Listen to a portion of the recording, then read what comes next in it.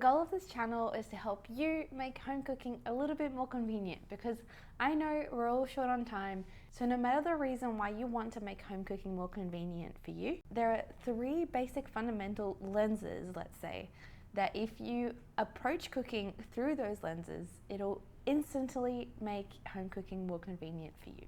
So what are they? Practicality, variety, and spontaneity. The main one is practicality.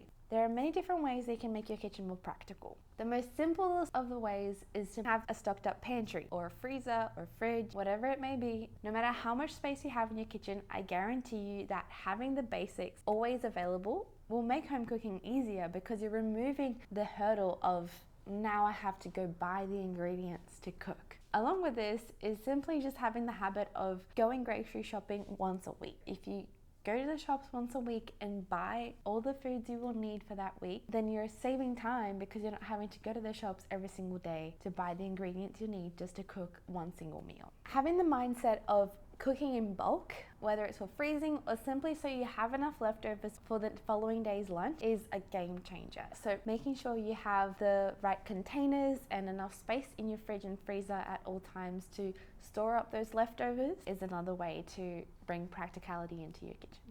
Similarly, simply just having food in your freezer for the days you don't have the energy or the time to cook makes a huge difference. Simply having food that you can just defrost in a pot or put in the oven for those times where you don't have energy or time to cook is also another way to make life that little bit easier.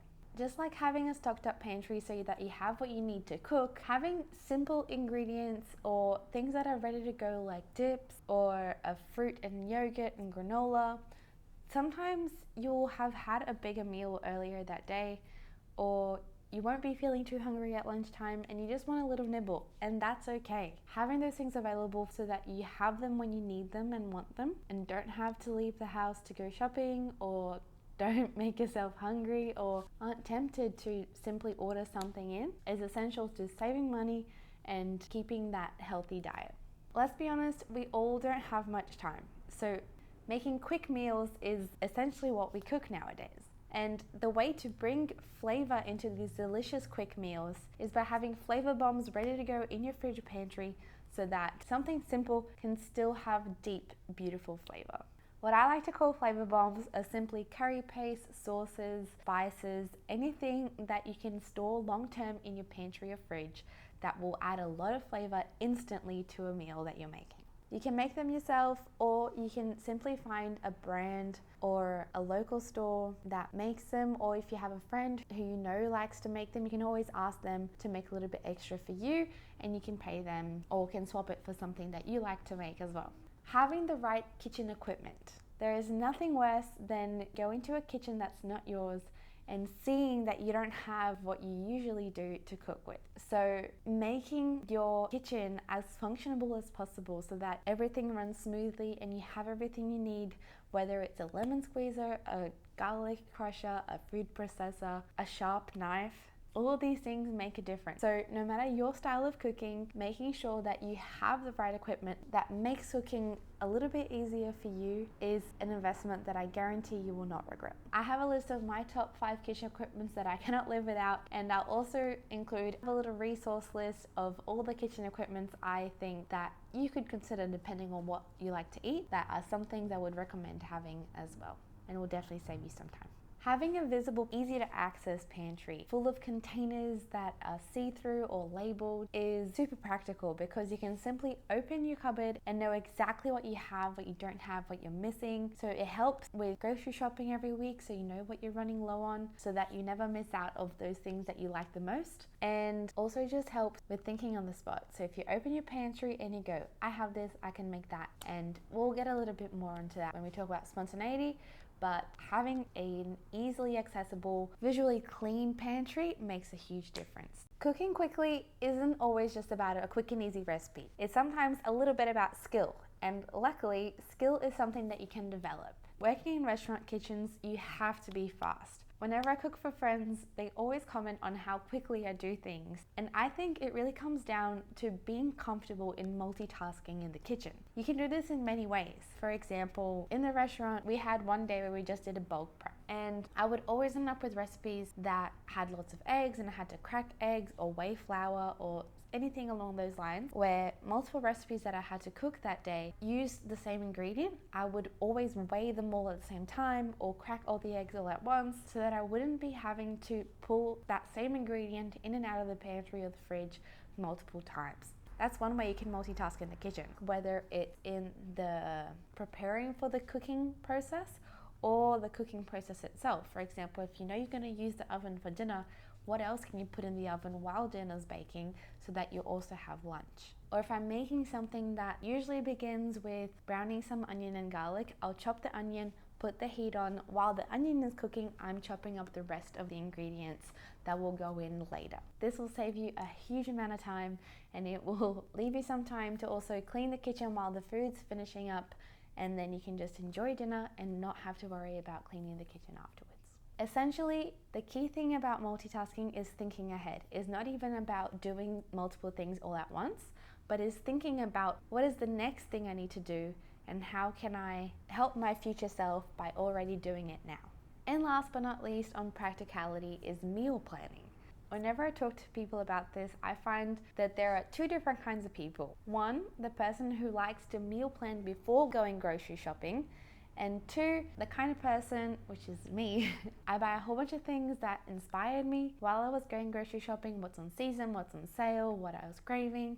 And as soon as I get home and I'm putting things away, I jot down a few ideas of what I think I can make with those ingredients and keep it either on my fridge door or on a little notepad on the kitchen bench so that I have those meal ideas in mind throughout the week whenever I'm thinking, what am I going to cook when I get home from work?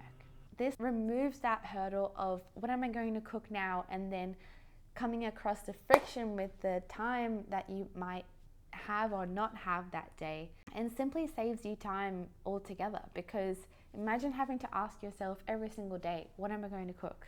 No wonder people buy takeout, because that thought alone for a lot of people can be stressful, especially if you're not into the habit of cooking every day and it's something new that you're trying to do. So by meal planning in advance, you're actually almost giving yourself something to look forward to, going, I can't wait to cook this tonight. The next two fundamentals of convenient cooking actually kind of go hand in hand. Variety comes in many forms. You can bring variety to your meals by using different ingredients, by using different cooking methods, by trying to bring different textures and flavor combinations, by looking at how many different colors you can put into the one plate. Or even if you're using the same ingredients, how about changing up the quantities and the ratios of these different seasonings in a plate to change up the result? Variety comes in different ways, and it is almost the result of spontaneity, which is why I say they go hand in hand. Spontaneity is a lot about improvising, creating, and being comfortable in substituting things for others when you don't have the right ingredients. Spontaneity is that fundamental question of asking yourself, what can I make with what I bought? It's sometimes thinking a little bit out of the box and using the ingredients you have available to inspire you to create something from nothing. If this is something that you struggle with, I actually have a whole video on how to approach that question of what is in my fridge. And one book that really helped me as well with flavor combination and making sure that each meal turned out delicious was Salt, Fat, Acid, Heat by Samin Nosrat. And also just allowing yourself to know that, even if you're trying something different and you're not sure how it's going to taste at the end, just being proud of yourself and happy that you still cook something, and in the long run that's going to be much better for your health and for your pocket, if saving money is something that you're trying to do as well. So just cut yourself some slack. Over time, this will become something that you're more familiar with, and the more different flavor combinations that you try, the more you will understand what works and what doesn't work, and over time your cooking will only improve. And this is why as well I love going over to friends' house and cooking for friends, because sometimes if they see me doing something, they will say, I usually get to do it this way. Or you go to their place and you go, wow, this tastes amazing, how did you do this? And when you go out to a restaurant, even if you really like it, you won't really know how they made it. You can't really ask them. So having a few cook-ups at home is something that I love to do, and I highly recommend for inspiring your next meals as well. With bringing variety to your meals is not just about how you approach one single meal, but how you approach your cooking overall. If you are somebody who falls into the habit of always cooking the same few meals over and over again, I highly recommend you dedicating one day a week where you try a new recipe, where you try something different, so that you can broaden your understanding and your knowledge of how to cook different things. And the more you do that, the more different things you will know that is possible. So when you do have to improvise and be spontaneous in the kitchen, you will go, I remember I did something along these lines that one time when I was following this recipe, let me try this again and put my twist on it. You can also just have some traditions that you bring into your homes. It could be Mexican Friday, Thai Tuesdays, and that way it'll inspire you to cook something that week, but then just make sure that you can't cook the same thing you cooked last week. So for example, if it's Thai Tuesdays and you did a green curry last week, maybe next week you'll do a pad thai. But as long as you keep changing it up and trying something different, that's all that matters. One thing I really like to do as well is just have a little pot of a few different countries, and picking every week I'd pick a new country out, and I'd have to research and find a recipe from that country that I wanted to try. So that was a cool, fun thing to do. Maybe that's another way that you can bring some variety into your meals. I hope you've enjoyed this video. Essentially, these are the 3 main things that I really believe are the core to making home cooking a little bit more convenient and fun, because at the end of the day, if you're not having fun, then what's the point? So I really do believe home cooking can be a lot more than just something you have to do to survive, and that if you connect with why you want to cook more often, whether it's for your health, whether it's for money, everyone has an emotional connection to food.